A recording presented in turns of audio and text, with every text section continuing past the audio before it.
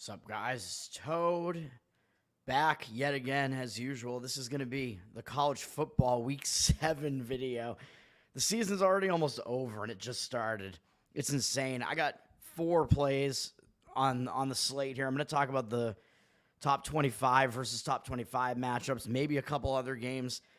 I will talk about a few other games that I had that are not even close to top 25 games that are kind of leans for me, because actually this week was kind of tough to whittle it down. Like, I usually try to get around 3 or 4 plays just because that's what I do, but I think there are also just hesitations that I have more so with the other ones that I leave off the card. So what's up, Nate? What's going on with Maryland? What happened? They got their ass kicked, I think, by Northwestern. Yeah, I don't know. I saw the score. I wasn't paying a lot of attention to that. I got the Utah game on right now, and I think I'm going to be wrong about Utah. I didn't bet it, though, but I thought that was one of those situations where the line was just really misleading. I do have one of those on tap for one of my actual bets. It's a trap line, a misleading line. Nate, I think it was you who had Indiana last week, right, against Northwestern. I mentioned them in my morning video today when I was talking about the game tonight.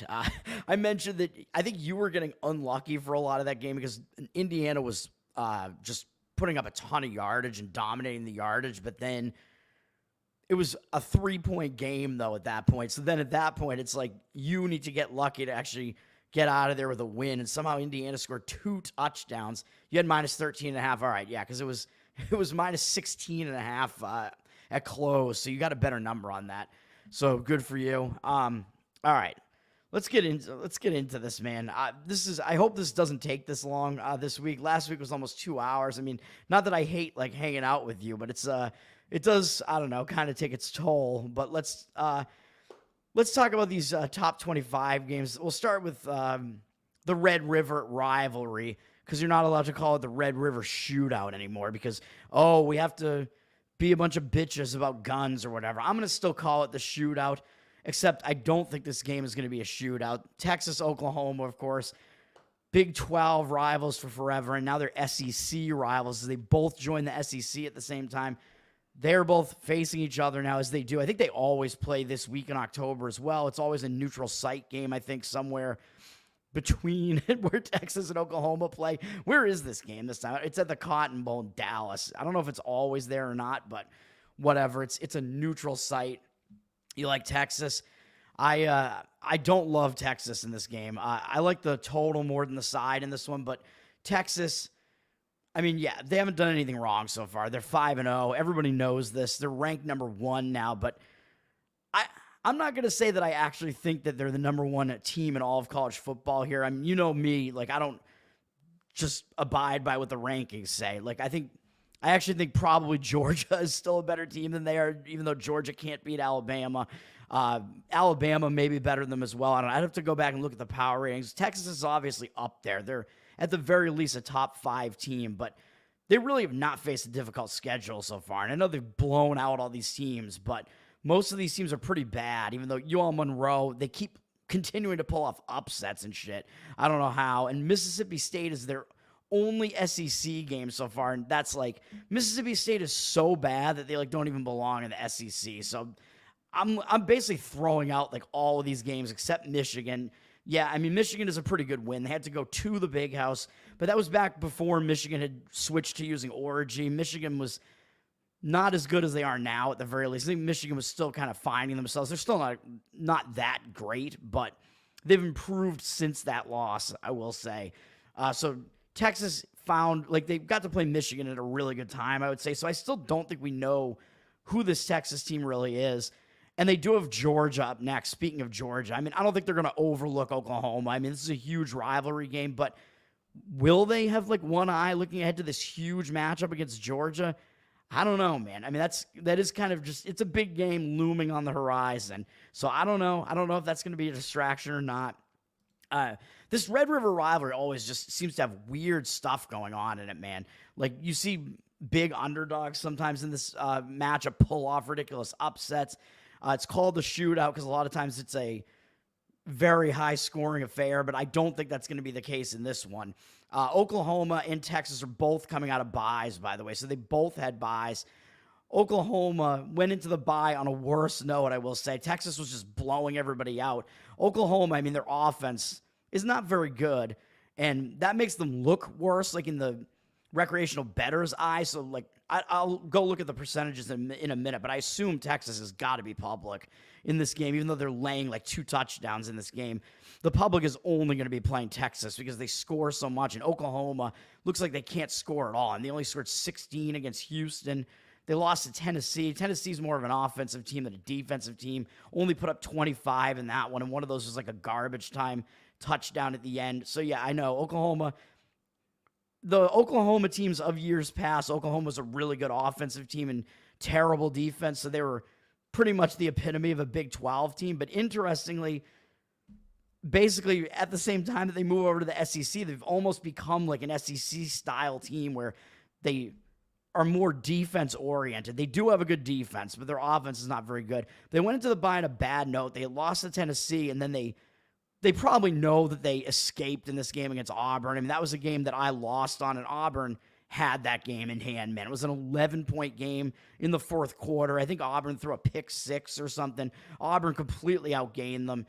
So whereas Texas was blowing everybody out, Oklahoma was losing games and then winning games that they shouldn't have won by the skin of their teeth. So I think Oklahoma is probably the team that is working on more things during the bye and fixing some things, because if you're Texas, like, what do you have to fix? You haven't done anything wrong so far. So I do lean to the Oklahoma side in this, but I actually like the under better than the side in this one.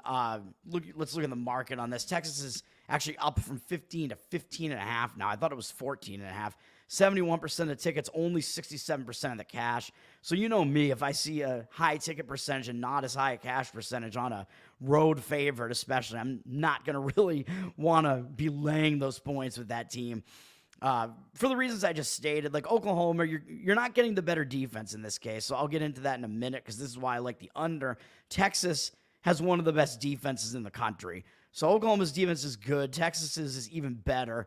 Texas can score and Oklahoma cannot score. So that's basically what we have going on in this game. You've seen this total drop from 51.5 to 48.5.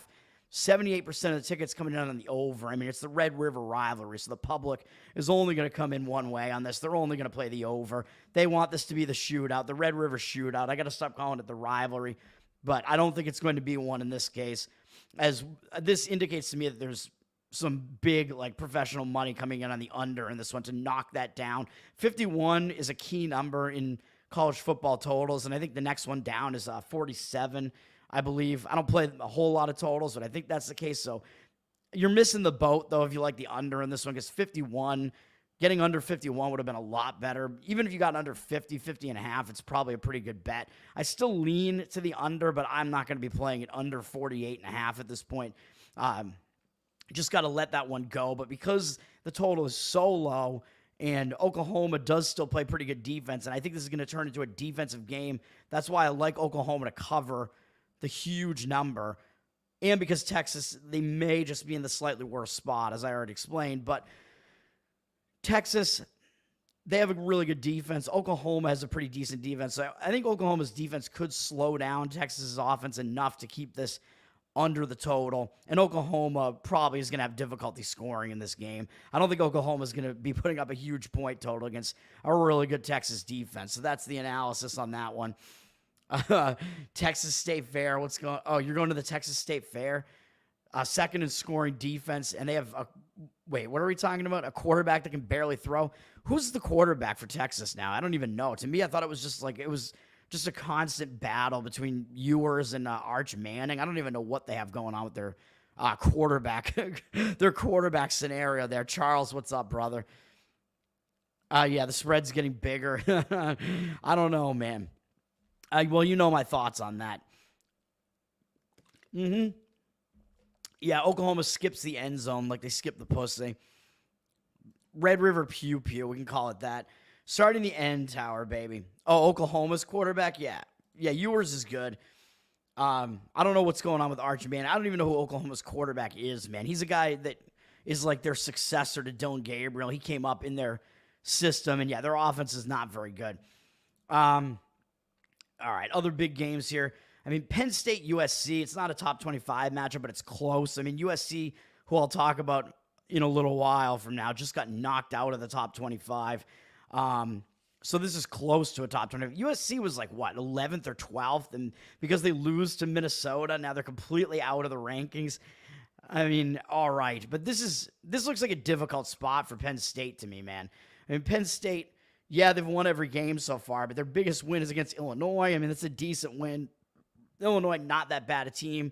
Bowling Green's decent for a MAC team, I guess. And West Virginia's exceeding expectations. So, I mean, I guess their schedule's all right. But Kent State, I mean, total doormat. And UCLA, yeah, not a very good UCLA team, who I'll be talking about again in a little while from now. But Penn State, this is just a bizarre spot, man. Because as you can see here, they have to go out to the Pacific Coast.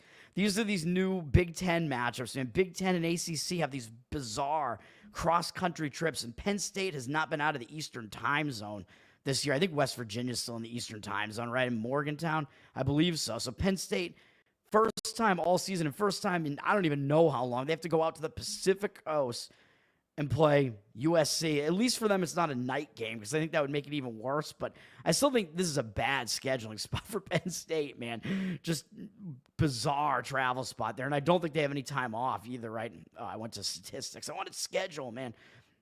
Yeah, so they don't have any time off either. Neither of these teams are off of a bye or anything. It's a bad spot for Penn State. I like the idea of taking the points with USC, and this line has gone way up, which I'll talk about in a minute. But USC, I do think they're potentially in a bounce back spot because they lost to Minnesota, as I mentioned, as a big favorite. And USC, I mean, they probably should have won this game, as you can see. USC was winning, I think, most of the time. They outgained Minnesota. They were -2 in the turnover department. Lost the game at the end there. USC was winning going into the fourth quarter and blew the game. Didn't even score in the fourth quarter. Gave up, I believe, a quarterback sneak touchdown run right at the end from Minnesota. Minnesota really cannot do that much. So for USC, I can see this going one of two ways, and you have to kind of figure out what's USC's motivation going to be like in this game, man, because USC came into the season pretty highly ranked. They expected to be gunning for a playoff spot, and now 2 losses makes it look like, especially with one specifically to Minnesota, they're probably not going to make the playoffs. So is that a dream crusher? Like I was talking about tonight with UNLV, who was not apparently in a dream crusher scenario, which I liked the Utah State side tonight, but I was hesitant to actually play it because I didn't know if UNLV was actually really going to be down on themselves after that first loss or not, because I think their playoff hopes are gone. USC, I do think that their playoff hopes are gone. Losing to Michigan was not going to end their hopes, but losing to Minnesota, I think, certainly will. But now Penn State is coming into their house, man. So I could see them getting up for this game just because this is like their biggest game left on the entire schedule. Number 4, Penn State coming into their place. And maybe they're just a little bit angry still that they blew that game and they lost that game, a game they should have won as a favorite. Which, by the way, I mentioned it last week. That was a weird spot for USC. One of those weird new Big Ten spots where they had to go up to Minnesota, to a place they never go to. So I think they kind of got caught a little bit in a bad spot there. Although I didn't expect them to lose the game outright, but I did like Minnesota to cover there. So that's what we got going on in this game. And as far as the market read, Penn State's down from 4 to 3.5. I think it was at 5 at one point, but I think that you're still getting a little bit of line value on USC in this one. Like, of course, USC with that loss to Minnesota and with Penn State not having lost yet at all, you know the odds makers are going to have to juice up Penn State just a little bit and skew the line towards them just a little bit because you know the public's probably coming in on them, although surprisingly only 58% and 63% of the cash seems kind of strange to me because I would really expect them to be much more public than that. I mean, the number 4 team in the country against a USC team coming off a bad loss. I do lean to the USC side taking the points, though. What's up, guys? NIP, you're spelling nipple instead of the N-word. All right. Michael Hawkins Jr., true freshman. Yeah, he's the Oklahoma QB. I forgot who he even was. Whoever he is, he's not good. I do like the Pitt side. I'll mention that as being a near play for me. I was very close to making a play on that. I still kind of want to, but it's not one of my plays on this show. And the plays that I give out on the show are actually the only plays that I actually make. So As of now, it's not going to be a play for me, but I will talk about that when I talk about the plays that almost made the card because I don't have that many big games. I'll talk about Stanford and Notre Dame, though, just because I don't even know if he's in the chat. Somebody this morning, I think, or last night, wherever, yesterday morning, I mean, was I on last night? No, I was on something. No, yesterday morning or this morning, somebody wanted me to talk about Stanford, Notre Dame, so I will. I mean, it's a big rivalry game, but this is a game where Notre Dame is obviously the much better team, so I think the question here is, like, who's going to cover the spread? Because I think Notre Dame's probably a 20-something point favorite here. Stanford, I mean, I mentioned them last week. I think they were in a bad spot last week, man. This is just a weird schedule for them where they had to go out to the east to an unfamiliar place, and they beat Syracuse, and I think that was a primetime game, if I remember correctly. It was some primetime night game, was it? I think it was. It was 7:30 p.m. at the very least. I think it was one of those, like, non-Saturday games, if I remember correctly. Then they had to, I don't know if they came back to the Pacific Coast or not, but then they had another game in the Eastern time zone right after that at Clemson, and they got killed. I mean, it was the second straight road game in the Eastern time zone. Clemson playing pretty well this year, so not an easy spot for them. And then I think that returning to the Pacific Coast there, they just didn't have that much left. They were coming off that Clemson game. And then they had Notre Dame up next in SMU, who's now in the rankings, I guess, with their win over Louisville last week. So Stanford, I mean, that was a sandwich spot for them last week. The reason why I didn't play Virginia Tech was because they were laying a bunch of points on the road. And if you remember, Virginia Tech was coming off that ridiculous call in the end zone where they had almost beaten Miami. Speaking of close calls against Miami, Cal is playing Pitt this week, I believe. So Virginia Tech was in a spot where I kind of wanted to fade them too, but I think it was just a little bit of a worse spot for Stanford there, but that one was hard for me to read. But explaining why Stanford had a really difficult time in that game, it was a really bad spot for them. So do I think this is potentially a bounce back spot for Stanford? Kind of, I do, just because I can kind of explain those losses. Stanford, I mean, they do have a lot of guys who returned from last year. They just aren't a very talented team, but they do have a lot of experience playing together, and this might be a game where they actually show up for, whereas Notre Dame, I do think Notre Dame's kind of in a bad spot here. I mean, Notre Dame, they are still trying to win, though. That's the thing, because Notre Dame, they're an independent, man. It's just them with UConn and UMass. Oh, boy. Notre Dame, yeah, they really belong there, right? Notre Dame, I mean, they probably should be in the ACC, but I don't know. I don't know what the deal is there. But Notre Dame, because they're an independent, they really can't afford another loss. I mean, this Northern Illinois loss is pretty bad. So Notre Dame, if they want to make the playoffs, they're going to have to basically run the table here. And it is possible. They're good enough to actually do that. But for that reason, I think maybe that would be the reason why they wouldn't be unfocused here. But other than that, I think it's not that great a spot for them. And they beat Louisville. And I think they had a bye last week, actually. So Stanford didn't have a bye last week, I believe, and Notre Dame did. So Notre Dame has a little bit of extra rest there, a week extra rest. But when you're coming off of 3 straight wins like Notre Dame was, and you had a pretty big win against a ranked Louisville team in a pretty close, tough matchup, and you went into the bye off of that, I'm not sure that that's actually a positive thing. I always say when you go into a bye and you're on a win streak, the bye is not really that good necessarily because it could disrupt your momentum. So it might not actually be that good for Notre Dame. And they do have a fairly big game up next, I think, against Georgia Tech, which I think is actually a weird neutral site game at Mercedes-Benz Stadium in Atlanta. So, it's like a semi-home game for Georgia Tech, I guess. But it's, as you can see, Notre Dame, it doesn't say at Georgia Tech. So it's not listed as being a true road game here. But I do think it's in Atlanta. So it is a pretty big game. Georgia Tech's been playing pretty well, and it's in an NFL stadium. So Notre Dame, as well as Georgia Tech, by the way. I don't know if I'll talk about the Georgia Tech game here, but Georgia Tech looks like they could be in kind of a spot where they might be looking ahead to that game as well to Notre Dame there. So I lean to the Stanford side if you want me to actually lean to a side in this one, because I do think they're in kind of a bounce back type of spot here after such an ugly loss last week on the return home. I know that they do have to go back out on the road yet again to South Bend, but I think this is less of a weird spot for them because you can correct me if I'm wrong, but I think this is an annual rivalry. So I think Stanford and Notre Dame play each other every year. So I think Stanford might play at Notre Dame every other year, but I'm not 100% sure of that. Notre Dame, big favorite, up from 22.5 to 23, 75% of the tickets, 80% of the cash.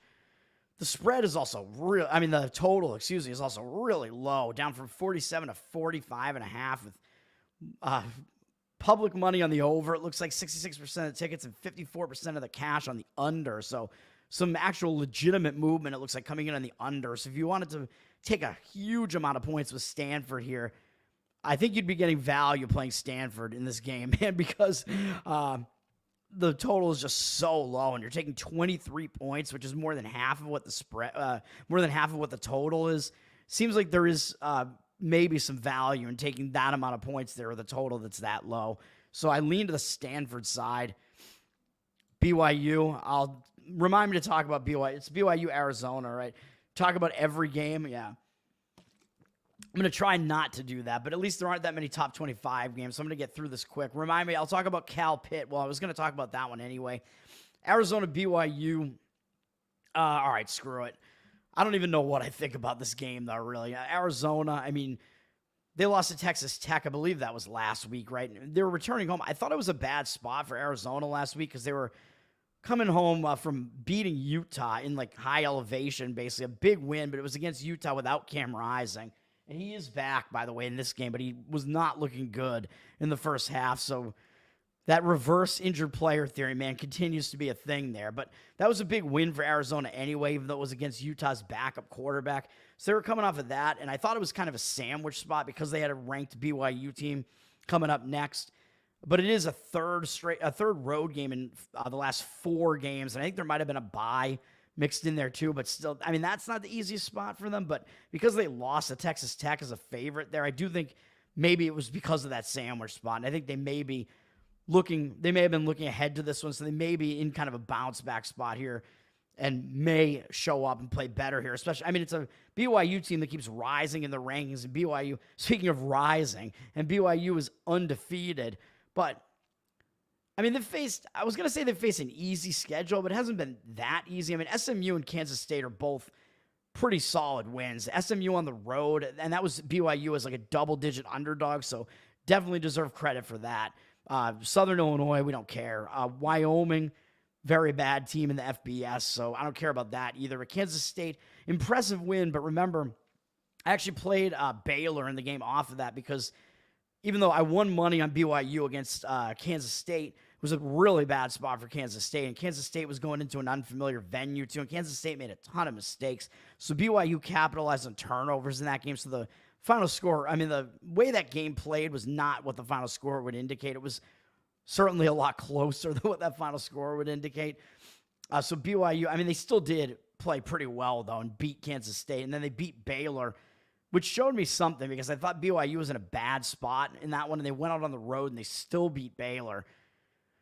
So now they're sitting at 5-0. They got a target on their back because they're 5-0, man, and they're undefeated. I believe, does that mean they're coming out of a bye, though? Yes, it does. So they're coming out of a bye, which because they're 5-0 and they went into that bye, win. They were winning every one of these games. I think that bye could disrupt their momentum a little bit, man. So Arizona, they did not have a bye last week. They just played through, but I like the Arizona side in this one if you force me to pick a side in this one because of everything that I just said. So BYU, they are public. They're down from 3.5 to 3. And it looks like it might even drop below 3 with even money right now. 62% of the tickets with 71% of the cash. I don't know if I buy that cash percentage because this line move looks like it might be real to me with the line dropping there. But because of the situation, what I look for there, I would lean to the Arizona side in that one, plus the points. You like Washington State? Remind me, I might talk about that. Well, it is right here, I guess, right? They flipped to a favorite, but it looks like the cash percentage is way on Fresno there. 91% of the tickets on Washington State, 51% of the cash on Fresno. But the line is... I don't understand why the line is flipped, though. Are there, injuries on Fresno State or something? Because why has Washington State gone from a 3-point dog to a 3.5-point favorite? Were they ever even actually a 3-point dog? I don't see how they would be against Fresno. It's not really that good, but... Even this line at 3.5, the public is jumping all over that. So the public, I think, seems to think that line looks way too easy to take Washington State. I don't really know what the schedule situation is here, although I can look real quick, I guess. just to analyze your play there, Nate. I don't even know what I think about it, obviously. This is not a play for me. But Washington State, I mean, I think I basically just looked past this game. They're coming off a first loss, and it was a loss in basically their big game of the season. That was like the one game they were going to step up for, Boise. And now they have to go out on the road again for a second straight game. I don't know if they had a bye in between that. I think that makes it a tough spot for Washington State, man. They did have a bye, so maybe that bye will help them like recollect themselves. But when you're coming off your first loss of the season and you were undefeated, and that was like your big chance maybe, because it was like, was Washington State going to run the table? Probably not, but the schedule's not particularly difficult, so maybe it was possible. But that, I think, that pretty much ended any hopes of doing that. But maybe they didn't realistically have those hopes anyway, although I don't know. But because that was their first loss and just kind of halts all that winning momentum that they had, I do think it's not the best spot for Washington State there. Fresno, I mean, they've had a few wins, but not really against anybody impressive. And then they got crushed by UNLV. They're coming out of a bye, I believe, right? Yeah, they are. So both teams coming off of byes here. But Fresno, I think they went in on a much worse note. They went in on a really ugly, just total blowout loss to UNLV in that first game with Haj Malik Williams there for UNLV. So Fresno, I think, has more of an advantage catching a bye at this point. So the scheduling and where I see the market percentages there would put me not on Washington State. I would lean to the Fresno State side plus the points. It just looks way too easy to take Washington State anyway, a former Pac-12 team with up against a team that's just not been very good, which I think Fresno's in the Mountain West, right? Yeah, they are pretty bad. The Pac-2. Yeah, I've been calling Oregon State. I called Oregon State Orphan State this morning because the Pac-2 are the two orphans, Washington State and Oregon State. All right, Ohio State, Oregon, and Ole Miss, LSU. I got to talk about those two, and then I'll go to my near plays, and then was there any other game? I don't know if any other game. Oh, Pitt is one of my near plays, so that's what I'm going to talk about that one. Ohio State, Oregon. I mean, this is probably the biggest game of the week. Gets a primetime slot. It's on NBC, though, so it's not the college game. So college game day, I'm guessing, is Ole Miss, LSU. Probably. Is that right? I mean, you can tell. If you know, you can tell me which one is college game day. But, oh, no, it's got to be this, the Red River rivalry, right? That's got to be college game day. Texas, Oklahoma. Probably it's that. But I could see it being either one of those. It's got to be Texas, Oklahoma, though. Ohio State, Oregon is going to be on NBC and Peacock. This is one of those, again, one of those weird new Big Ten matchups, man, between, I believe, two undefeated teams that are both really highly ranked. Ohio State, I mean, they've been doing nothing wrong so far, but they faced a kind of weak schedule. I mean, started out Akron, Western Michigan, Marshall. Not impressive to beat those teams, really, but they did beat them down. And then they crushed Michigan State. First true road game, Michigan State.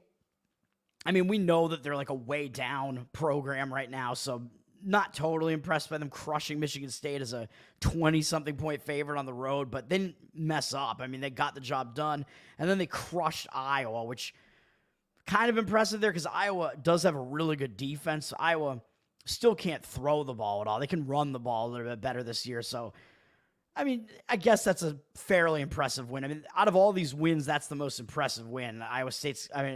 Ohio State, coming off that win over Iowa. But now they have to go to the Pacific time zone, man. And they have not been out of their own time zone this entire season, right? I believe this is all Central time zone is what they play in. And now they have to go out to the Pacific time zone to a place where they don't usually have to go to Oregon. I think it's a difficult spot, man. Just all these weird Big Ten matchups with these teams having to go to these bizarre, unfamiliar environments. I think it's not a great spot. Oregon, also undefeated. I believe do they have a bye? Maybe both of these teams had them. No, they did not. They played last Friday, that's right, against Michigan State, because I thought they were going to cover, and Michigan State got in the back door right at the end when Oregon just kind of let up at the end of that. Ohio State, do they have a bye? I don't think they do either, right? Because they've played a bunch of games already. Yeah, neither team has a bye coming into this one. All right. So Oregon actually has 1 day of extra rest because they played on Friday. last week. Oregon, I mean, I would say beating Boise is impressive. I mean, they barely got by them. Barely getting by Idaho doesn't look good, but I think they just didn't pay attention. They did destroy them yardage-wise, so I don't know why they only won by 10 on the scoreboard. Boise, we know Boise is actually a pretty good team, man. So that win looks better than it did then. And then they beat up on, Orphan State there. They beat them. They beat UCLA, who's just been awful this year. But having to go out on the road 2 straight weeks, I mean, not really the easiest thing to do, and they blew them both out. And then they crushed Michigan State as well. So I guess Ohio State, just because they played Iowa, maybe that means they played the tougher schedule. Maybe, I don't know, Boise could be the tougher opponent. I don't know. So neither team has faced a really strong schedule so far, but I just think I like the spot better for Oregon just because it's a weird travel spot for Ohio State. Having to go out there, and Oregon has that one extra day of rest, and they're just sitting around in wait because they've been just sitting at home. So travel spot, I think, is significantly worse for Ohio State in this one. So I do lean to the Oregon side there, taking the points. And I think the public is probably coming in on the Ohio State side, right? They are. It's down from 4-3, 62% of the tickets, 60% of the cash on Ohio State. So public road favorite with a little bit less of the cash. And the line looks like it's reverse moved against them a little bit, coming down a little bit towards Oregon. And we do see some legitimate action, I think, on the over in this one, driving it up from 52.5 to 54. 82% of the tickets and 89% of the cash. So the over is public, as it usually is going to be in these big matchups where the public wants to come in and have bets on the game.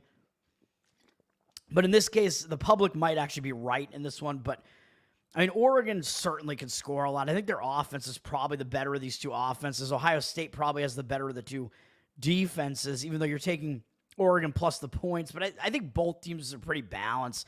They're both good on both sides of the ball. So I do think we could see one of those matchups where the teams, I don't see this one being like that heavyweight type of fight where it's just tough defense against tough defense, because both offenses can do a lot of damage as well. Although, I don't know, with Ryan Day there, I always have this image in my mind of Ohio State playing a lot more low-scoring games. So I don't know. I like probably the Oregon side better than the total in that one, but slightly into the over in that one. 2 special teams touchdowns saved Oregon. Ashton Jeanty.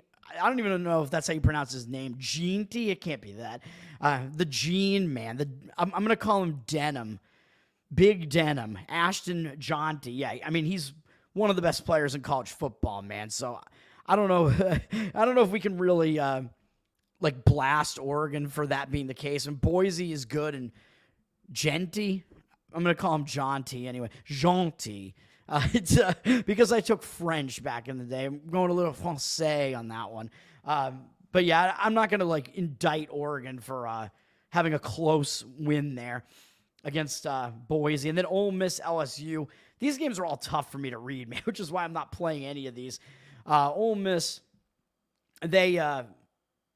I mean, I don't even know what I was going to say on this one, but they're playing a second straight road game. So I think the scheduling in this game sets up better for LSU, but it looks like the market is on the Ole Miss side, which I'll show you in a second. So some kind of conflicting thoughts about this game where Ole Miss, I mean, they looked like they were headed towards a potentially undefeated season the way they were playing, although, well, they were going to have to face Georgia eventually, so probably not at that point. But they wound up losing to Kentucky, who Kentucky's been surprisingly good defensively. But Ole Miss, I mean, still, they lost a game as a double-digit favorite there, so not great to have that loss there, but they bounced back nicely. I thought that first loss might kind of hang them over a little bit into that next game, and it did not. They went into South Carolina and completely shut South Carolina down. South Carolina have been playing, I think, better than we thought that they would coming into the season as well. So Ole Miss, that does show me something that they were able to bounce back, but they did that last week, and now they're playing a second straight road game in 2 weeks, so I think that's a little bit difficult. I also thought that coming into that South Carolina game was possible they might get caught looking ahead a little bit to a bigger game in, what is this? Is LSU Death Valley? I forget what the names of all these, or is that Clemson? I can't even remember now at this point. LSU, whatever the hell they call their place, having to go there. I thought they might be looking ahead to this big game there, but Ole Miss, yeah, so I mean, They played last week, and LSU did not. And it is a second straight road game for Ole Miss, so I think that does make it a little bit tougher for Ole Miss. LSU, they were on a bye last week, but LSU, they don't really have any impressive wins yet. They lost to USC to open the season, and then they haven't faced a very tough schedule so far, man. So Ole Miss has faced a tougher schedule so far. They've both played South Carolina, both on the road, and Ole Miss destroyed South Carolina, whereas LSU barely beat them. And that was a game where I think LSU got kind of lucky, and they probably should have lost that game if I remember correctly. So LSU did look way worse, but the public is going to come in and look at these common opponents and think, oh, well, wait a minute. Ole Miss, or they might think this at least, Ole Miss crushed South Carolina, and LSU barely beat them. So Ole Miss is probably going to be able to beat LSU, right? That might be what they think. And Ole Miss is the higher-ranked team, I think 9 against 13 here. But as I'll show you in a second, the market percentages are actually not showing that the public is coming in on Ole Miss, at least last I saw.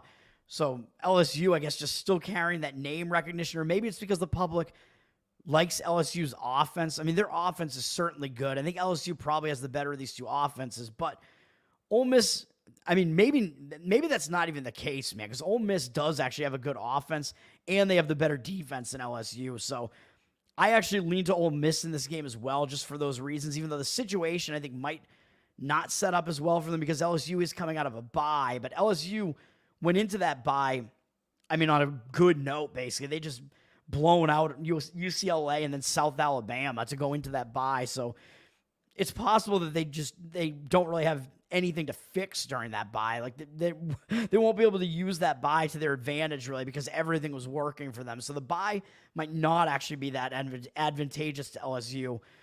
Because of that, because as I always keep saying, I reiterate it a lot, but going into that bye on a nice win streak is not the best spot to have a bye, and so Ole Miss might actually be in the better spot because they just played through and they bounced back from that loss last week. So I actually do like Ole Miss here, and I think it's debatable which of these offenses is even the better offense. Both teams have good offenses, but LSU's defense is terrible. I mean, it's not very good. I think maybe it's better this year than it was last year, but it is not good. So Ole Miss, I think, has a significant advantage in that their defense is better. So that is the way that I look in this game, but not strong. But the market looks like it is indicating fairly strongly on Ole Miss, up from -2 to -3.5, going through the 3.5. So going through those key numbers, that is a pretty significant move on Ole Miss. And 65% of the tickets are on LSU, but 54% of the cash on Ole Miss. So looking like there is some legit money coming in on the Ole Miss side there.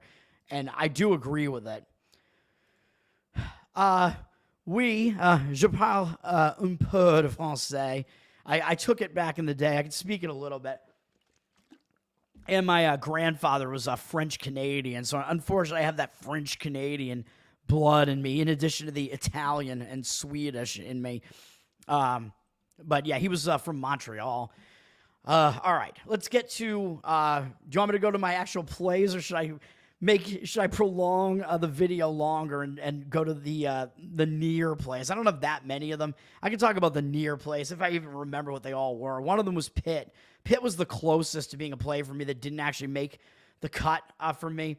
But I'm going to talk about a few ugly games really quick that caught my eye a little bit. One was this Toledo game against Buffalo, where I was like, I'm thinking Toledo's in a sandwich spot, man, because their last game, they beat Miami, Ohio, and that might not look like a big win because Miami, Ohio is 1-4 on the season. I'm going to talk about Miami, Ohio being 1-4 later in the show. So Toledo, that doesn't look like a big win, but I disagree. I think that is a big win because Miami, Ohio has been one of the better teams in the MAC, and I think they are still one of the better teams in the MAC. Just, you can't tell right now because Miami, Ohio faced a pretty difficult schedule, and that's why they're 1-4 right now. And not only are they one of the better teams in the MAC still, I think, but they've at least been at the top of the MAC the last couple of seasons.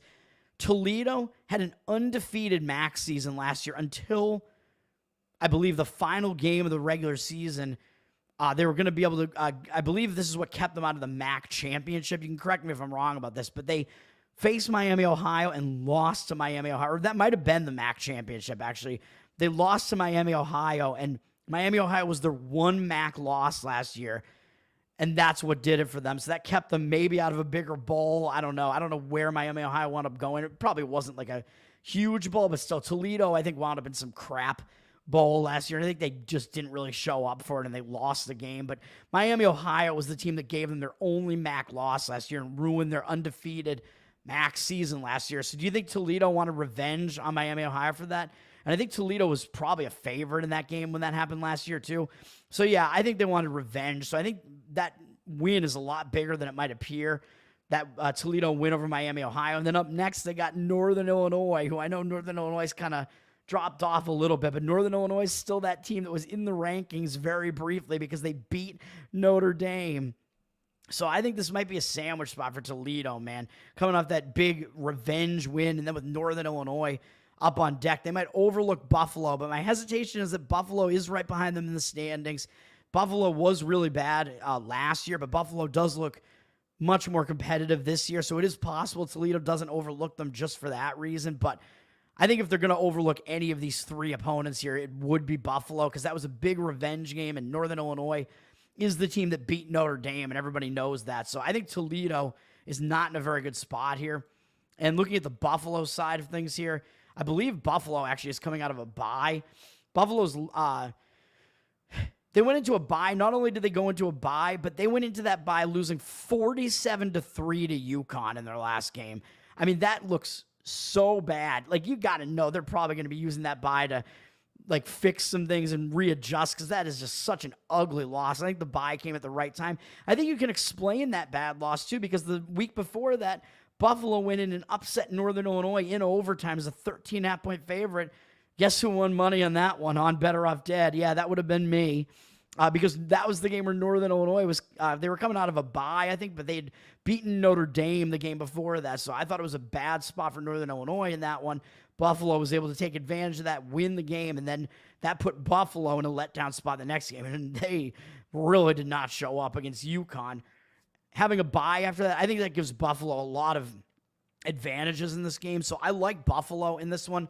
It didn't reach the point where it became a play for me, but I do like it quite a bit. But the market doesn't really appear to be indicating on that side, which gives me a little hesitation. And I don't know if Toledo is still going to be focused because, again, like I said, Buffalo is right behind them in the standings. But Buffalo should be motivated facing a Toledo team that's been one of the best teams in the MAC for who knows how long. Toledo's up from 9.5 to 10.5. Looks like it's going through the 10.5. 53% of the tickets only on them and 65% of the cash. But I think the spot lines up pretty nicely for taking the points with Buffalo, though. And you get the added edge there of having a low point total here, 45 down to 44.5, with 51% of the tickets are on the under and 78% of the cash on the over. So a low point total where you're getting a double-digit home underdog looks pretty decent to me. Nice towers there, guys. LSU is a nightmare place for other SEC teams. Maybe. The one thing I forgot to mention about LSU, Ole Miss, that I actually haven't heard, I've listened to a bunch of the professionals talk about this game too. I have not heard them talk about the fact that I think it's big revenge for LSU, though. So that might focus LSU a little bit just because of that. So maybe that kind of mitigates the fact that I thought that the bye didn't really come at a good spot for them, because, correct me if I'm wrong, but I think LSU had a 2-score lead against Ole Miss last year and blew the game. But you can correct me if I'm wrong about that. So it may be a little bit of revenge there for LSU, which may be a little bit of a motivator. I think it's more of a motivator when it's that, like, when you play that team every single year and you kind of remember, oh, this team beat us and the way that they beat you last year. The Towers, I see them all in the YouTube chat. Charles, what's going on? No. The Tower Gang stream, Rich, if you follow us, we had multiple hosts that didn't have power in the aftermath of the hurricane. So that is why that happened. But yeah, I lean to the Buffalo side in that one, as I was saying. What else we got? There were a few other games that I looked at briefly. Cal Pitt was definitely one that I looked at. I mean, you probably know what I'm going to say. Which I think it was you, Nate, who you said you're on Pitt. I agree with the Pitt side. It almost became a play for me. I was gearing up to make it a play, because we all know what Cal did last week. I had Cal plus 11.5 last week. I gave it out on the show. I said 10.5 was still probably a good move in that one, and it was. Cal was dominating that game, and they were just handing it to Miami. That was a 35-10 Cal lead in that game in the second half, and they were still up 38-18, I think, in the fourth quarter. And what happens, we all know. Cal winds up losing the game. Miami scores 2 touchdowns in the final, 6 minutes or whatever. I thought there were 1 or 2 questionable calls on Miami's final drive where that play with the step out of bounds I thought was a little bit weird. That same play I think looked like it was an illegal forward pass to me because it looked like the quarterback had gone past the line of scrimmage. And then on the actual touchdown play, there were at least 2 ineligible receivers, linemen, who were way ahead of where they were supposed to be, up in front of the line of scrimmage, and that didn't get called. So the refs trying to help out Miami there. That pissed me off because I wanted the money line cash there. I keep saying I put 1% on those money lines that are above the double digits, but I actually put 3% of the bet. So I put 10% of the bet on the money line when it's a smaller underdog and 3% of it on the bigger dog. So that's what I missed out on there, a decent amount there. But, of course, the main bet won me money, of course. And I had a good 3-0 college football day last week. But Cal, I mean, what are they going to do after that, man? They have to go back out to the Eastern time zone again, coming off of that brutal loss, and play Pitt. And I think the only saving grace for them, well, maybe there are 2, is that they have actually had to go out to the Central time zone, I guess, and the Eastern time zone twice this year. They had to go to SEC country, and they actually beat Auburn, and they went out to the East Coast and played Florida State and barely lost that game, even though we know Florida State's not very good this year. So it wasn't a very good performance, but still. Cal, at least they're more used to having to go out east already this season more than other teams are. So maybe that won't be as detrimental to them. I think the most detrimental thing to them is this going to be a massive hangover spot because of how brutal that loss was to Miami? And most times I'm going to see that, and I'm just immediately going to fire against that team, man. Cal, as soon as they're losing, I'm like, who are they playing next week? But in this case, because it is another ranked team, that's the other thing here. They might still be focused because Pitt, they're undefeated, man, and they're ranked. So Pitt still does have a target on their back. So I don't think Cal is necessarily going to be unfocused in this game. I think it's going to be more of a matter of, are they going to run out of steam? Is that game, that loss just so devastating that they're just going to, I mean, I guess that could affect your motivation a bit, but also just 2 max effort games in a row and having to travel across the country to do it just looks like it's a bit much. So again, I do like the Pitt side in this one. Pitt, as I said, they're undefeated. I mean, their wins, they've had some close calls in a couple of these wins. They beat Cincinnati. I don't think Cincinnati's that great, but it's still kind of a tough game and a bit of a rivalry between those two a little bit just because of geography. They're kind of close, I think, and they beat West Virginia in what is definitely a rivalry, the backyard brawl.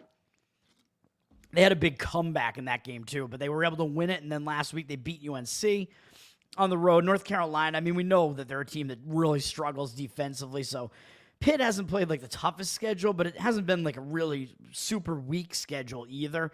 So Pitt, I think they're for real, especially offensively. Their defense maybe a little bit questionable, but they can certainly put up points. And obviously that's what we have going on here. They're up against Cal now, but are they going to consider that win over UNC last week to be big? I don't know. I mean, they probably saw what Cal just did to Miami, so Pitt probably going to remain focused. And Pitt, the fact that they're undefeated and they're ranked, man, is probably going to keep their eye, looking their eye on the prize a little bit there because they probably want to try to make the playoffs at this point, which is not out of the realm of possibility for them with the way that they're playing right now.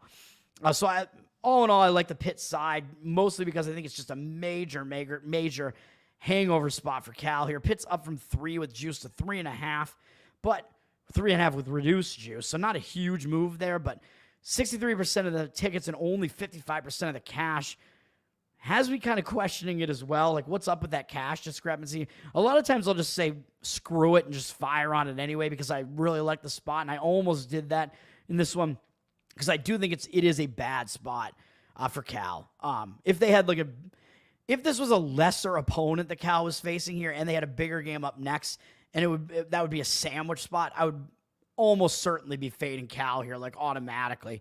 You hate UNC. I'm not a huge fan either. More so in basketball, though. I don't really have anything against their football team as much.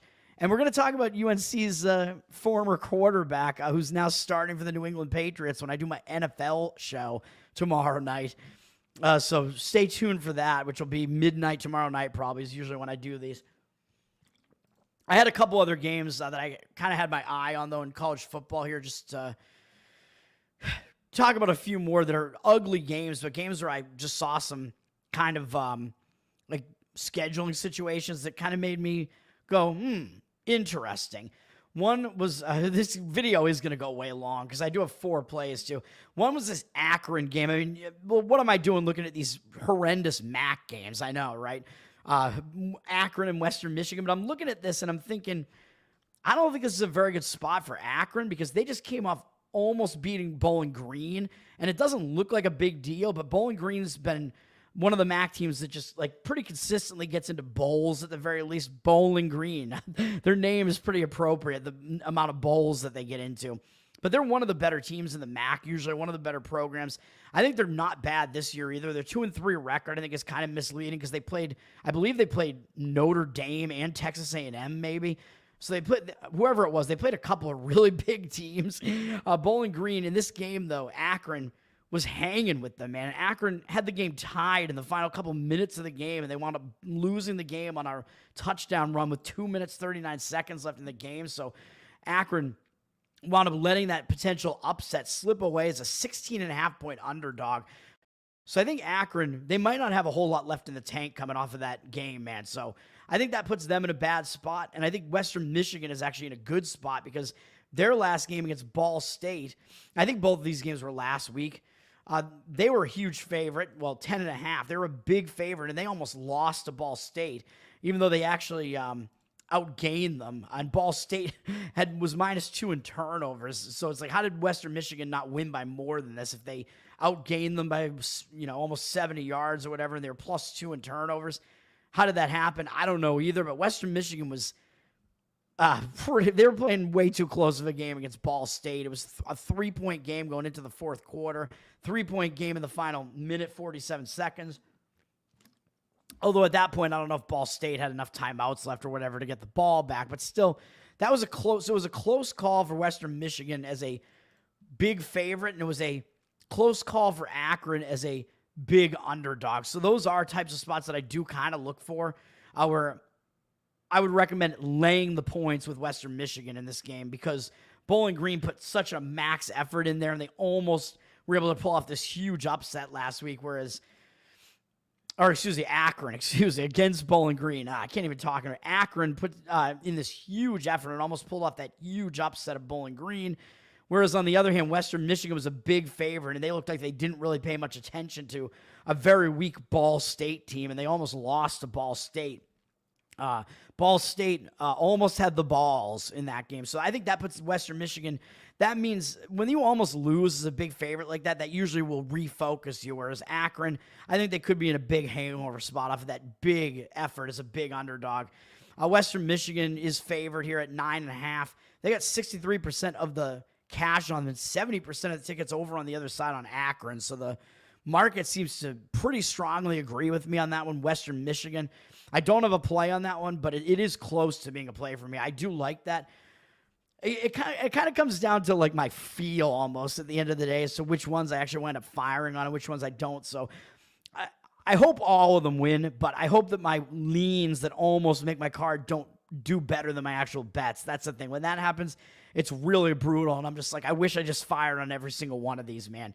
And then UL Monroe, I mean, a team I keep talking about because I don't understand how they keep winning. They're 4-1 now, and they're 2-0 in conference, and they've pulled off, if you throw out this loss to Texas, which, yeah, I mean, everybody loses to Texas, I believe they've won 3 games in a row as an underdog. All of these wins were as an underdog. I mean, they beat, they were a 10.5-point underdog against UAB, which is a game that I mentioned earlier in the season when I played UAB off of this game. This was a totally misleading result, too, where UAB was -3 in turnovers in the game, even though UL Monroe did outgain them, but still, -3 in turnovers, so it makes it look like a massive blowout when it was actually, at the very least, a much closer game, so that's a misleading result. Their next win was one of the wins in conference, I believe, against Troy. Troy was a 6.5-point favorite, and Louisiana Monroe pulled off another upset here, and Troy actually outgained them, and UL Monroe actually was -1 in turnovers in that one. Somehow they won the game. I mean, yeah, it was a close game, so the final score wasn't that misleading in that one. But yet again, they got outgained, and then last week against James Madison, who's one of the best teams in conference, UL Monroe dealt them their first loss of the season as an underdog yet again, a big underdog this time, a 16.5-point underdog. UL Monroe pulls off that upset too last week. So this is just ridiculous that they keep pulling off these upsets. And they got outgained by 140 whatever yards, 142 yards in this game. And they were -1 in turnovers somehow, and they still wound up winning the game. I don't know how that even happened. JMU outgained them by that much, by well over 100 yards. They out first down them 24-15. I don't understand how JMU lost that game, to be honest. So another misleading result there for UL Monroe. So a couple of games that, I don't know, man, they've pulled off 3 upsets, 2 big upsets in a row. I just don't think it can keep continuing unless we just have this UL Monroe team completely wrong. And now they're coming off that, and they're actually a favorite now because they're actually facing a team who is actually worse than they are in Southern Miss. And UL Monroe, who else do they have up next? They have Southern Alabama, who I don't think they've been playing that well, but South Alabama, I mean, they're at least better than Southern Miss. I don't know if it's enough that I would qualify this as a sandwich spot, but at the very least, I think it's a huge letdown spot after UL Monroe beat James Madison. But then again, last week, Southern Miss, I was on Southern Miss on my show last week against Louisiana Lafayette because Louisiana was pulling off that upset of an ACC team in Wake Forest, so I thought it was a letdown and a sandwich actually for Louisiana last week. Southern Miss, they covered for me. They got there. They were +17 in that game. So Southern Miss is actually off of a game where they hung pretty close. They were within 1 score going into the fourth quarter in that game. So they are coming off a pretty big effort as well. So that's why I don't want to actually come in on the Southern Miss side here. Southern Miss did get dominated on the stat sheet there, but they were hanging in that game, man. And they did enough to cover for me at the very least. So as a big underdog, they played a pretty tough game as well. So both of these teams, they could be in a bit of a hangover spot. And UL Monroe, I think, is in a really big letdown spot. So I do lean to the Southern Miss side. And it looks like the market is heavily indicating on the Southern Miss side along with me as well. -6 up to -6.5. 60% of the tickets on Monroe and 69% of the cash on Southern Miss. I apologize for my ridiculous heartburn and belching that I keep doing. I'm trying to keep up with all these chats as well. I don't even know. What else? Hangle McCringleberry, Dingleberries? I don't know what we're talking about.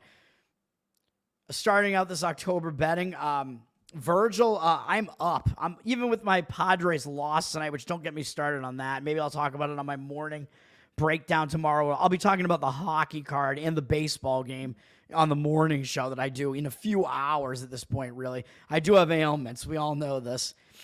Play the violin for me, man. Yes, I'm up still. I was down for a while. I was having a roller coaster year, man. And I've been up for the last, I've been doing really well over the last, month or so. So even with that Padres loss, I'm still up. Not by much, but I am still up right now in the season. And on the year, 2024. And I want to continue it. I'm up in both college football and NFL. Yeah, you can call me General Booty because I'm always winning. We need ridiculous sports names. Kool-Aid McKinstry. I don't know who Kovasi Smoke is. Kool-Aid, I don't even know where Kool-Aid is now. He's in the NFL, right? New Orleans Saints, maybe. I forget where that guy is. But yeah, so the market does look like it's really strongly in agreement with me. So all of these ones that I'm giving out that almost replaced me, it was hard for me to whittle this down, man, because I do like those. But that one, I explained kind of why I'm staying off of a couple of those. I just, in my eye, they just didn't seem as strong as the plays that I'm actually making here. And then, I think I have to talk about the letdown game, which is really the game that let me down. I think that was probably the last one I was going to talk about before I went to my actual plays here, which is Vandy against Kentucky. This is ridiculous, man. Vandy, we know what they did last week. They pulled off a ridiculous upset as 20-whatever point underdogs against Alabama, had that ridiculous touchdown play late in the game. They were able to win the game, knock off the number 1 team, classic letdown spot, man. Although they don't have a big game up next. They actually have a game against Ball State up next scheduled in there somehow. I don't know how that's the case. Vandy, classic letdown spot. Almost an immediate play for me. Like, as soon as Vandy upset Alabama, I'm fading Vandy next week, man. Who are they playing? That's my question. Who are they playing next week? Major letdown spot. Let's fade them. But oh no, they're playing Kentucky.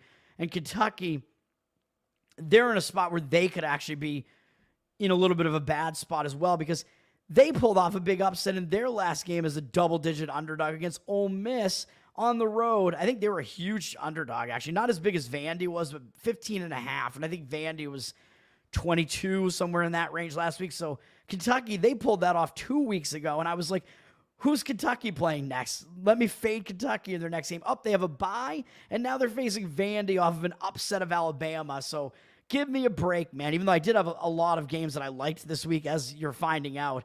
So this is like the Virginia Tech Stanford game last week. This is similar to that, where I just wanted to fade this one team, and then I look and the other team is also in a fade spot, and I'm like, man, give me a bit of a break here. Come on, man. Kentucky, they are coming out of a bye, but that bye might not help them as much because they went into that bye on a good note. And you know what I always say, when you go into that bye on a good note, it tends to not really help you as much because you don't use that bye to really refocus. You're kind of just like basking in that, especially when you pull off a massive upset like that. But Vandy, I think they are in the worst spot because that huge, even bigger upset of Alabama of number 1 was last week, and they haven't had a lot of time to sit and think about it, but it's like fresh in their minds. They've probably been thinking about that all week. So I do like the Kentucky side. I think the letdown spot is worse for Vandy. And of course we know that Vandy is the worst of these two teams. Kentucky is the favorite. Kentucky's up from minus 11.5 to minus 12 with juice. I think I saw it getting close to 14 at some point, but the way that this market looks makes me pause, man. And I'm not going to play Kentucky here because Kentucky, as I said, they're also in a bad spot, even though Vandy might be in the slightly worse spot. What happened with this line, it opened 11.5, and then it went all the way up to 14. And I think then what happened is buyback happened on Vandy, and I think that might be legitimate money coming in on Vandy. So I think the initial move up on Kentucky, I think, might have been a fake move. It was either a fake move or you have pros that are on both sides of this game, and I can't figure out which is the case, but because it got up to 14 and then it got hammered down so much, back down to 12, almost to where it started, that leads me to believe that it was a setup and that some guys were intentionally betting, like respected money, intentionally getting the books to move that line up to that key number of 14, then take the Vandy side, I think is what they were doing. But if I'm a semi-professional, I was going to say, if I'm a professional, I don't want Vandy in this massive letdown spot, dude, but the market does look like it is indicating on them, with the line now back down to 12, juiced a little bit on the minus 12. 53% of the tickets in 53% of the tickets on Kentucky and 57% of the cash on the Vandy side. So it's like, what can you do, man? You just have to pass the game. It is a low total, though, too, of 44.5. Kentucky, they play really, really good defense. They're a very good defense this year. And they've gone toe-to-toe with some really good teams. They were in that game.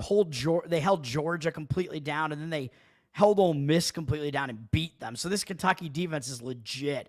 Their offense, maybe not so much. It's probably not an offense that you want to really be laying double digits with, although if it was just a Vandy letdown spot, I'd probably be on Kentucky here just because it's such a monster letdown spot if Kentucky wasn't also in a bad spot here. But total also so low because of everything that I just said that it also is a little bit dicey to lay a big favorite like that. Thanks for the violins, Charles. Let's get into my actual plays here. Kool-Aid played at BC. Why don't I remember that? I am a BC fan. I don't remember that. Noah Kaniga. I don't know where that guy is now. I don't even know how you pronounce his last name. Dangerous retard. All right, we're at an hour. Let's see if we can get these 4 plays done in a half an hour, maybe. I'm going to try. I have plays all throughout the day, man. I got a noon play up first, and I think this is all Eastern time because that's where I am, Boston. Then I got a 3:30 p.m. Eastern, I think, and then I got 2 night games. And I think one might be a pretty late one. So last week I had all night games, so I had to wait all day. I'm like, how's my college doing? Oh, yeah, it hasn't started yet. But then I won all 3 games, so I'm like, all right. Actually, was that last week or the week before that? One of the weeks, all 3 were like late games, late-ish games. All right, first up, we're going Iowa -3. We're going to lay the points with this pitiful Iowa offense, I know, but I think this spot it's a spot where I got to do it, man. Now, let me close out some of these tabs here. I got it up here. Oh, man, Utah had the lead, and now they just surrendered the lead again going into the fourth quarter. They're not going to cover, man. Cam Rising, first game back. What are you doing, brother? So Iowa, -3. Man, I mean, this is a spot where Washington... First look here, Washington, I think they're in a big letdown spot. I mean, they're coming off a win over number 10 ranked Michigan. Big win. I mentioned that I liked Washington on the show last week. Michigan, get all these weird Big Ten situations, man, where last week it was Michigan having to go out to Washington, play in an unfamiliar environment, Pacific Coast, and it was sort of revenge, championship revenge, even though both of these teams are completely different and they both have different coaches, different quarterbacks in there, whatever. I still think that revenge was kind of in Washington's mind, like kind of get revenge for the homies. And some of those guys probably are still there from last year. So a little bit of a revenge motivator there for Washington. They got it done. But now that was a big win, man, for Washington. Now they have to go out on the road, and they have another road game up, not next week, but in 2 weeks. Their next game is against a ranked Indiana team who's playing really well. And I think Iowa, because they're not ranked anymore, might be, and because their offense isn't very good, they might be flying under the radar here, man. Washington, this is a tough spot, in my opinion. I think it's a letdown spot because of that additional, like, little bit of revenge motivation they had there. They beat a number 10 ranked team. Now they have to go out on the road to an unfamiliar place, man. This is big. The new Big Ten, they're not used to having to go in and playing in Iowa, even though it's not a trip across the entire country, but still it's a trip, I think, multiple time zones away, right? It's a 2 time zone trip at the very least, and having to play early at 12 p.m. So it's like, it's going to basically be like, at noon. So it's going to be like basically 10, or no, it'll be, that's noon my time. So I think it'll be, I'm getting all screwed up. So actually, yeah. So if it's noon my time, that still means for a Pacific Coast team, it's still going to be 9 a.m. Based on their biological clock. So early start time. So that means it's starting at 11 a.m. Where it's actually being played in Iowa. It's throwing my mind off, man. But yeah, so I think it's the fact that it's an early start time is also not great. I think that game against Michigan might have been later in the day last week too. So yeah, it was a 7:30 p.m. game. So they played a night game on the Pacific Coast. Oh, so I guess it was 4:30 the Pacific Coast. So it wasn't a night game, so never mind. It wasn't that late, but it was later in the day a little bit. Now they have to play this early start game against a pretty brutal Iowa defense in a letdown spot and in an unfamiliar venue with kind of a weird travel situation. And when they had their other Big Ten road game, they didn't fare very well. They lost to Rutgers. I had mentioned they might have been looking ahead to Michigan in that game, but Washington actually did outplay Rutgers in some aspects of this game. They did outgain them very significantly. So I don't even know. I guess it was, you guys told me, I think Washington missed a bunch of field goals in this game or something. I don't know how they blew that yardage edge in that game, but still, I mean, I think that they maybe lapsed in focus a little bit in that game, but it wasn't a very good game for them at the very least, having to go out to the East Coast to play Rutgers. So they have not performed very well, really, in their road Big Ten games so far, that one game. But Iowa's also a different animal than Rutgers, man. And Rutgers, yeah, they're 4-1 on the season. They play pretty good defense. Iowa is like, I mean, Rutgers is like Iowa light, basically. Iowa, I know they have 2 losses, but Iowa, I mean, this defense, this is a really good defense, man, for Iowa. And Iowa, I mean, their losses were both pretty tough games. They played Iowa State. I mean, Iowa State was in the rankings for a while. Iowa State, certainly not a bad team, and that was a close game. It's a big rivalry game. It's almost always close. It seems like it's always low scoring, so I don't think that that's a very damning loss for Iowa. And then they lost to Ohio State, which, I mean, who doesn't lose to Ohio State on the road?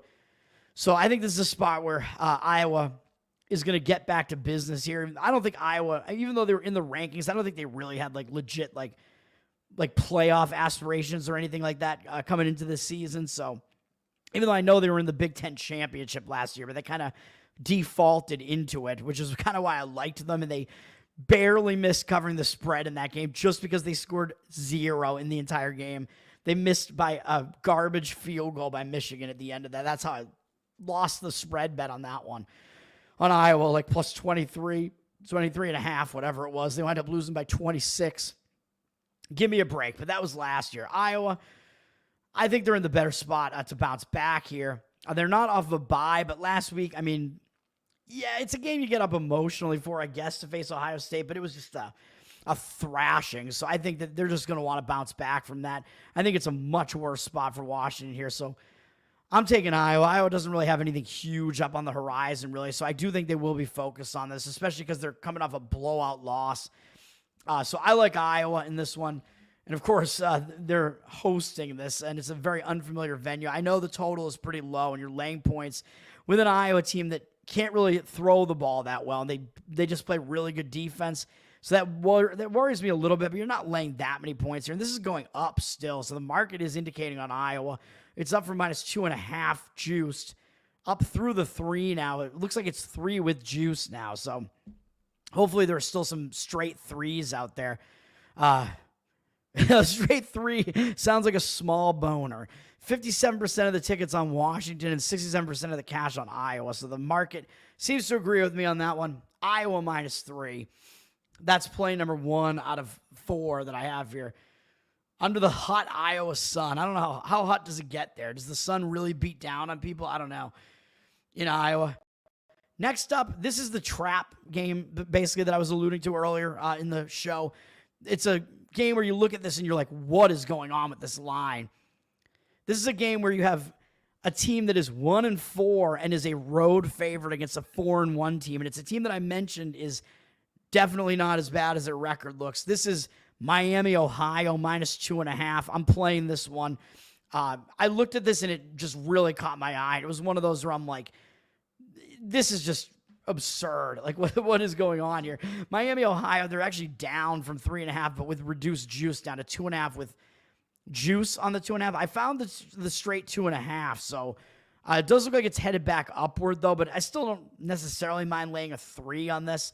I don't think there's, 3, of course, is a key number, but above the 3, when you start losing the hook, it gets a bit worse. Like, right on the 3, at least you're still going to get a push if they win by a field goal here. So I know I'm laying points in another low total game, which is up at least from 45 to 46.5.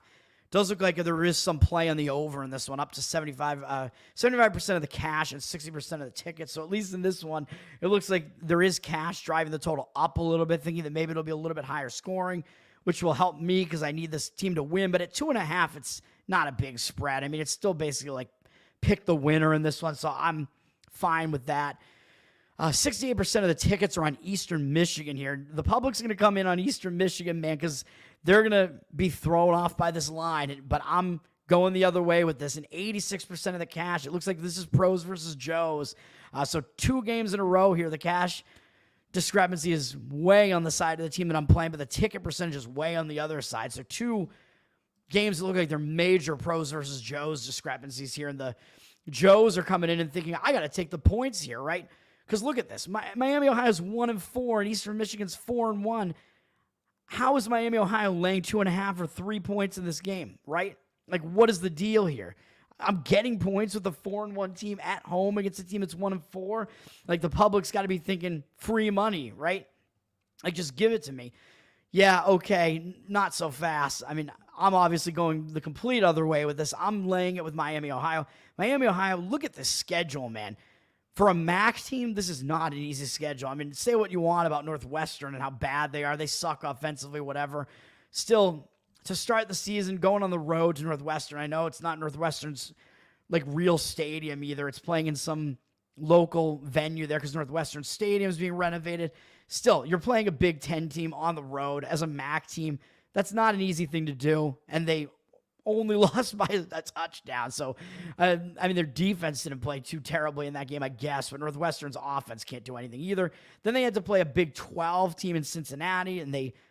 were respectable, at least in that one, losing by 11. And they had to play at South Bend at Notre Dame. I mean, really tough environment there, too. And Notre Dame didn't light up the scoreboard against them, 28. But Miami, Ohio couldn't score against Notre Dame's really good defense. But this is a pretty big gauntlet of a schedule, man. And then Miami, Ohio, they beat UMass barely, and UMass sucks. So, yeah, I mean, that doesn't look that the schedule doesn't look very impressive, really. But those losses are basically all excusable because they're all to much bigger teams and bigger conference teams, except for Toledo. But as I said, Toledo, I mean, they're a good MAC team again, man. Toledo's a good team. Toledo, I believe they must have been favored in this one. Yeah, they were 5.5-point favorites in this one. But again, Miami, Ohio played this game pretty close. So yeah, Miami, Ohio is off a tough game. That was revenge for Toledo, like I said. It was a big game for both teams, true. And yes, this is a second straight road game for Miami, Ohio. I do realize that as well. And yes, there is no bye in here either. But I think this is just a misleading spread to me, man. I don't really think that Miami, Ohio is just going to be in like a hangover spot because they played to a 10-point loss against Toledo. I think when you're 1-4, I don't think you really have like huge hangover spots like that, especially when you come into the season being like one of the better teams in the MAC. That's only one MAC loss. Like, I think you're going to be focused. You want to get your first MAC win. You want to start getting those wins in conference, man, because you are still thought of as one of the better teams in the MAC. So I don't think Miami, Ohio is going to be in like a hangover spot coming into this just because they need wins. They can't really afford to be unfocused against anybody. I think they're going to want to show up focused here. Eastern Michigan, and this is mostly, again, about the misleading spread here. And look at how much more difficult Miami, Ohio's schedule has been than Eastern Michigan. Eastern Michigan played Washington. Okay, fine. And they lost to Washington. Yeah, expected loss there against a pretty good Washington team. They beat me in week 1, but I took UMass because Eastern Michigan came into this season with complete turnover, basically, and nobody returning from last year's team that was a surprise team last year and made a bowl, and it does look like they're headed to another bowl this year. And they got absolutely killed in that bowl that they were in, I think by South Alabama maybe. So they were probably still not that great of a team, but they were able to get into a bowl, which was a big thing for their program there because they typically do not get into bowls. They look like they're playing well again, but this has been a pretty weak schedule, man. I mean, UMass, we know that they're terrible. They were much more terrible than I expected them to be in that one game. Jacksonville State is probably their best win on the season. I mean, it is their best win. So that's not really saying a whole lot when your best win is against a Sun Belt team. Jacksonville State's not a bad team. I mean, it is Rich Rod. Eastern Michigan was able to beat them, so props to them. They beat them in overtime, probably as an underdog. They were 2.5-point underdog. I mentioned that on last week's show, I think, 2.5-point, or one of the shows this week. 2.5-point underdog in that one, so it was expected to be close based on the line, and it was close. And then they beat St. Francis, Pennsylvania, an FCS team. Yeah, okay. And then they beat Kent State, who's one of the worst FBS teams. Kent State has just been getting thrashed by everybody. And Eastern Michigan still have 33 points to Kent State. So that doesn't look that great to me. I mean, this Kent State team is not very good, and they gave up 33 to them. So Eastern Michigan doesn't look that great to me. And Eastern Michigan, the added thing that we get here is that Eastern Michigan is coming out of a bye. So yes, well, Eastern Michigan has more rest, right? They're coming out of a bye. Yeah, sure, but they went into that bye again on a win streak and doing basically nothing wrong. So when that happens, you don't have anything to fix in that bye because everything was working for you. So it serves as more of a momentum disruptor than anything. If you get that win or you get that bye right at the time when you have a bunch of wins there. So I like Miami, Ohio in this one, man. And it's a misleading spread based on what we see out of the schedule that these two teams have. And the odds makers are telling you what you need to know here. You got a 1-4 team favored on the road against a 4-1 team. Odds makers just giving you the information that you need in that one. So Miami, Ohio, -2.5 is number 2 there. Yeah, it can get hot in the Midwest. Man, Nebraska and Rutgers at Nebraska, I assume, was in Lincoln, Nebraska. I believe it was 97. That's crazy, dude. I'm spoiled living right next to the coast because the coast like makes it more temperate basically. So we have like it gets hot during the summer. We'll have like a few like 100 whatever degree days. It gets nasty for a little while, but then after that, like it was in the 70s and 80s for a little while, not too long ago. Now we're in fall weather now, like 50s, 60s. It's my jam, man. That's what I like. The spread is fluffed. Yeah, it's always jacked up a little bit. It's juiced up on these on some of these teams like Texas that I mentioned a while back. Like the books can only have to like fluff those spreads up. But maybe I'll use that from now on. The books have to fluff the spreads on those teams that they know the public is going to be coming in on. Play 3. Let's get these done. NC State +3. I think this line was 4 at some point, maybe 3.5. Yeah, I mean, missing out on the slightly better number there, but I'm still going to do it. It looks like it opened 3.5 with juice. Maybe it was 4 at some point. It's gone down. It looks like the market is indicating on NC State, even though they are public, which I don't even understand how they could be public in this game because Syracuse has been doing so well, and NC State looks kind of ugly. So I don't understand how 79% of the tickets are on NC State, but 86% of the cash on NC State. I like the spot, or rather I don't like the spot for Syracuse here. Syracuse down, like I said, from 3.5 with juice down to 3 with reduced juice. So it looks like it's continuing to go down, and it probably will if the public is actually on NC State with where the cash is. Cash discrepancy is on NC State as well, as we see. And yes, I know I am taking an underdog in a game with a spread that's a little bit bigger, 55.5, or total that's a bit bigger. I mean, down from 55.5 to 51.5, but it looks like it is heavily moving towards the under. So the market seems to be indicating big time on the under, too. It looks like there is some big money on the under, with 58% of the cash on the over, 91% of tickets on the under. And again, as far as the totals, I can really just figure out, like, this market read is pretty strong here, but then I try to look into, like, the total, and I can't really see, like, a situation that, like, justifies it. So I don't know. I don't do totals, like I said, not as much, even though I know I'm probably leaving money on the board by doing that, but I've made my bones here, gotten my boners by doing the sides in college football. Syracuse, yeah, I mean, they're 4-1 up against a 3-3 NC State team who's 0-2 in conference, so it surprises me the public is even going to be on NC State in this one, but this is a spot play. I think Syracuse is in a bad spot. We know what they did last week, man. They played last Friday, so yeah, I think they do have extra time off because they played on Friday, I believe. But I don't think that's going to help them that much. They had to go out to UNLV, out to the Pacific time zone, beat a ranked UNLV team in a barn burner game, man, that went into overtime. You know, we were talking about it last week. I had it on.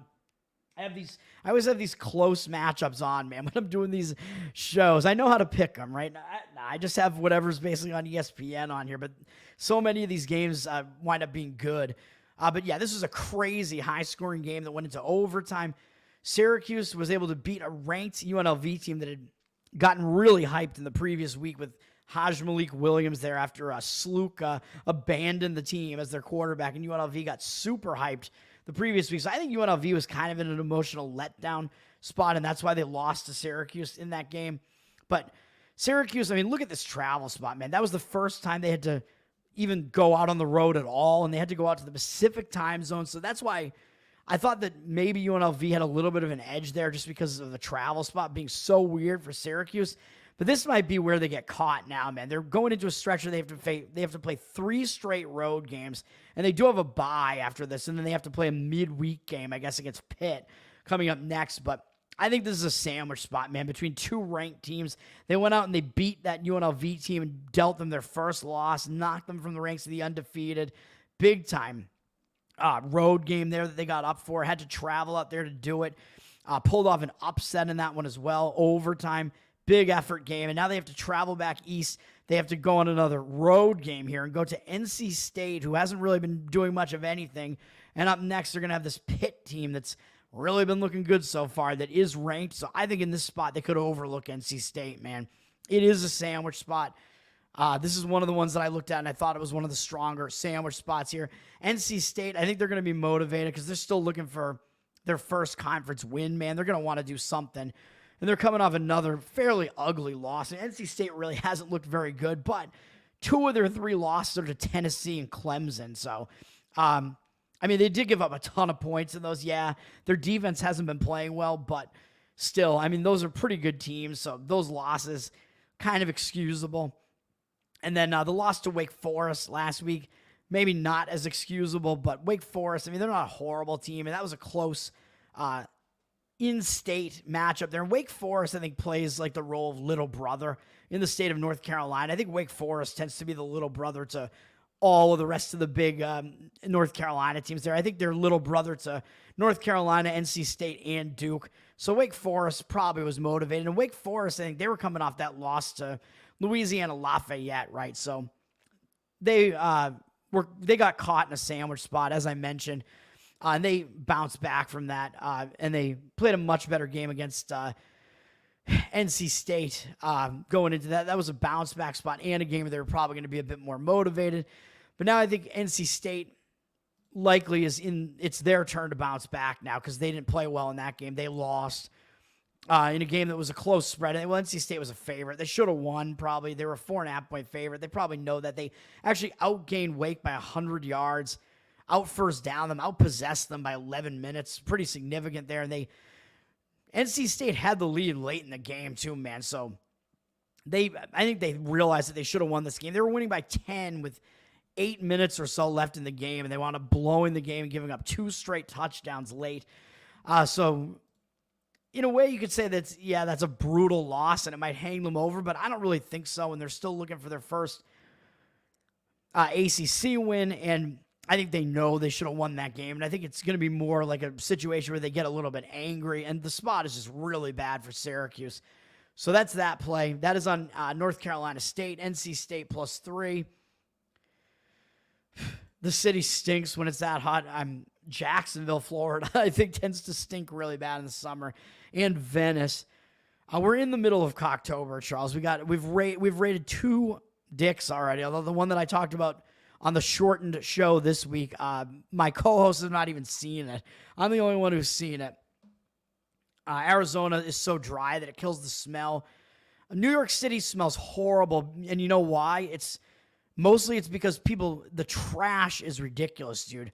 I don't know if it's street shitting or not, like San Francisco, but in New York, you're out there in the summer. The last time I was there was during the summer, I'm pretty sure, and people in like Midtown, especially in New York City, people throw trash out onto the sidewalks and just leave it there to swelter and like rot in the heat. It smells so bad in some of those streets. Boston only has a little bit of that, like kind of in the downtown crossing area, and like homeless people will like kind of like piss in the streets and stuff, but it's nowhere near as bad as New York.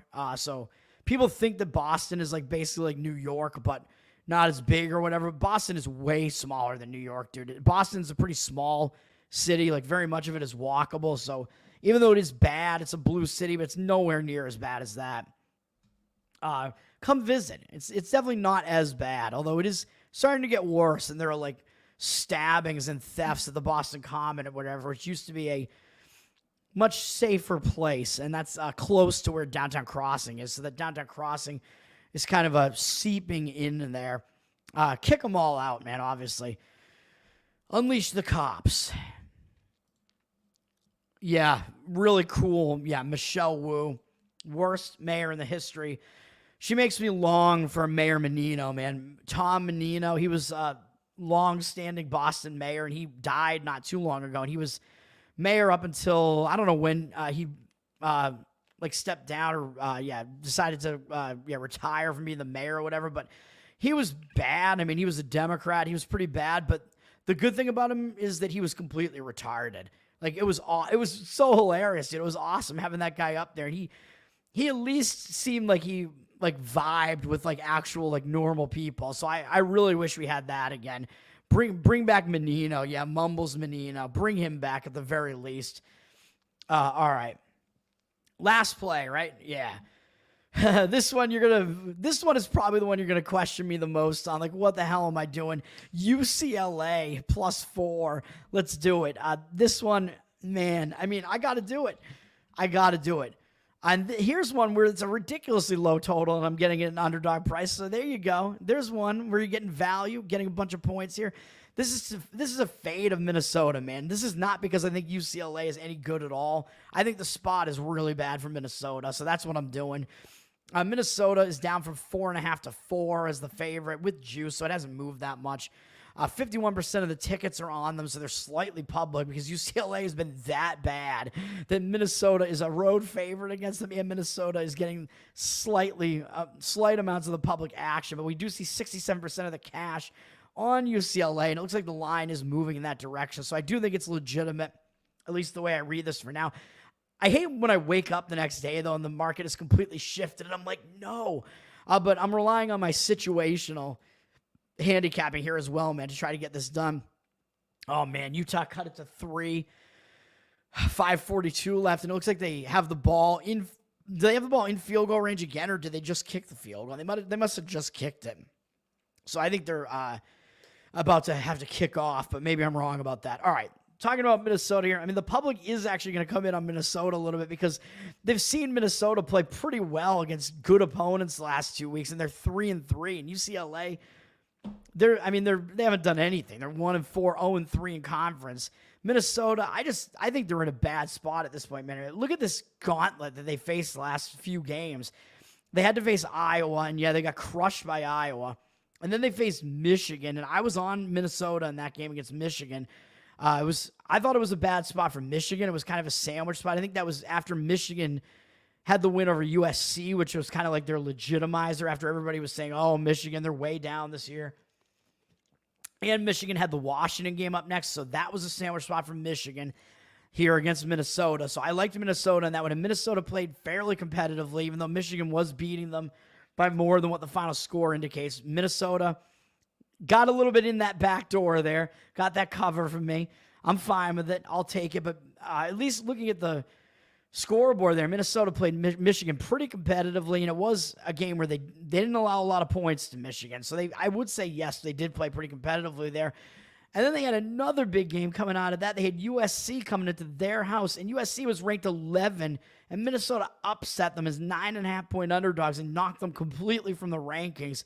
That's a huge win for Minnesota, man. And that's their biggest win of the year. So now they're coming off of 3 straight big games. I don't know if it was in 3 weeks or 4 weeks. I don't know if they had a bye in there. They didn't.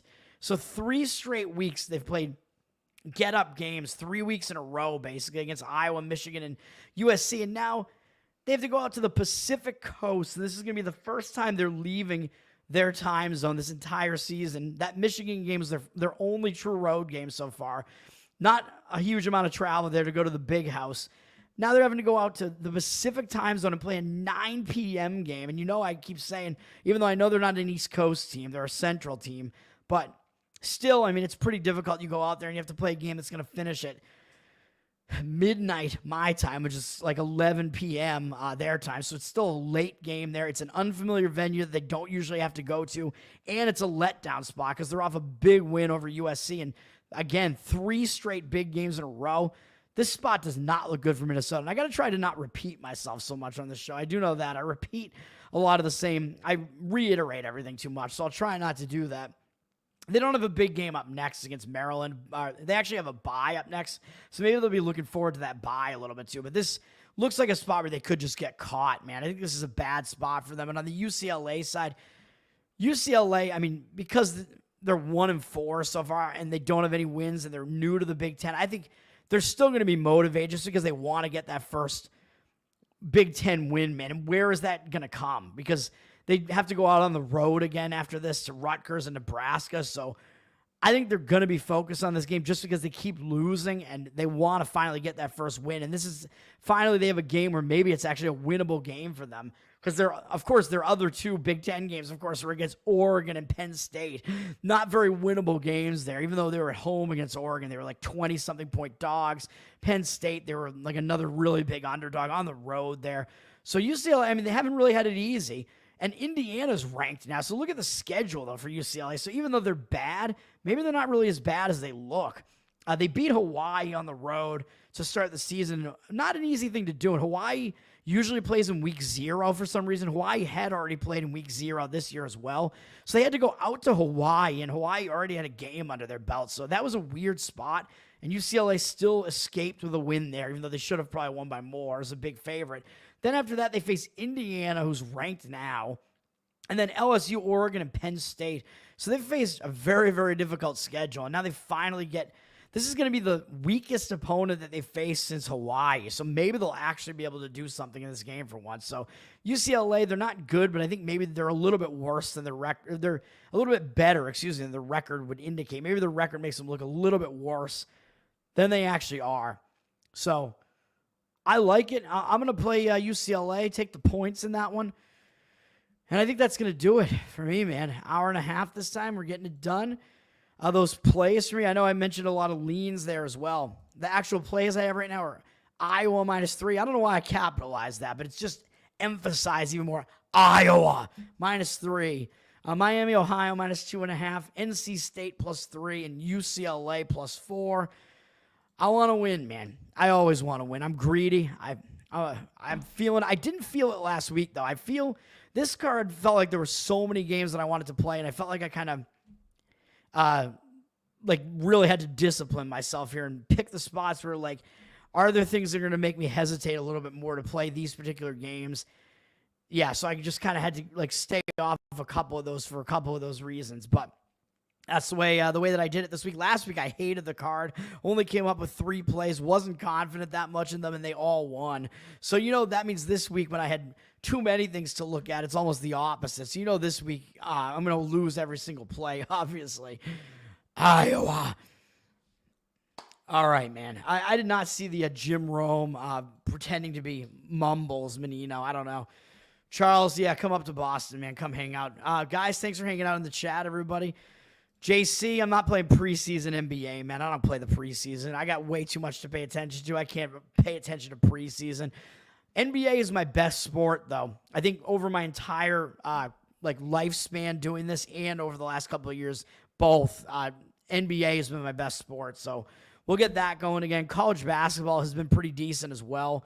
So let's get it going. Actually, NBA, then MLB, then NHL are my best sports over the last couple of years. And then I think college basketball, NFL, then college basketball, then college football has been my worst out of all of them. But because of college football this year, I'm back slightly. I was actually down the last couple of years of college football coming into this year, but now I'm back up. So thanks, guys, for hanging out. I'm Tower Gang Toad, of course. Go give me a follow. Go follow the Tower Gang podcast. We had a shortened but very good episode, I thought. It was like a quick hit, half-hour episode that I think was just jammed with a lot of laughs in that one. So go check that out if you missed that. We had a hurricane-affected week. I apologize for that. We will be back next week or whatever. So follow the Tower Gang podcast. Of course, sign up for the Patreon, patreon.com/Tower Gang. You get pre-show, post-show, mailbag. You get to submit to the mailbag. You get to hang out in a Telegram. And I don't know if it's still going to happen or not, but we will still be doing, we may still be doing Bohemian Grove. And if we are still doing it, that is going to be in 2 weeks, October 25th, 26th. Is that what it is? Something like that. So you can get your tickets for that. That is in Central Florida, and it's going to have some good comedians there. Nephilim Death Squad, obviously, it's their thing. And some other pretty big podcasts are going to be there. The ROTC guys, Revenge of the Sis, they're going to be there among other people. Leonardo Joni is headlining the comedy. Mark Random will be there, and that's if this happens. Yes, Teabag. Owen's making the rounds, man, so I do think he's still going to be on Tower Gang in one of the upcoming episodes. It'll be the 5th time that he's been on if that happens, so I do think he is coming on soon, hopefully. And Dave Smith, obviously, yes, will be next week. Thanks, guys, for hanging out. And give flapper.net a follow as well. Flapper, FLAPPR.net. They are the purveyors of the world's finest smut blog. They tweet out a lot of stuff as well. They, as I said, they talk a lot about beautiful women. They talk about sports. Those guys, they're pretty funny as well. They're very funny, and they do some politics as well, some history. It's a whole mix of everything. Go check them out, and I'm going to be doing betting odds for their Milkers of the Year award this year, which they award to, it's a whole thing where they award awards to the best titties of the year, the best and most famous titties of the year. So Sydney Sweeney is one of the favorites this year, man. Everybody likes Sydney, so she's on the list. It's a bunch of famous women, some that are in politics, and I don't know what's going to happen, but whatever it is, The Walking Bets chick, we're not going to talk about her. You can go, you can assume why that might be the case. Sydney Sweeney minus 10,000. No, her odds are close to like 50-50, man. She's up against a difficult field, all right? Anything could happen. Thanks for hanging out, guys. Peace out.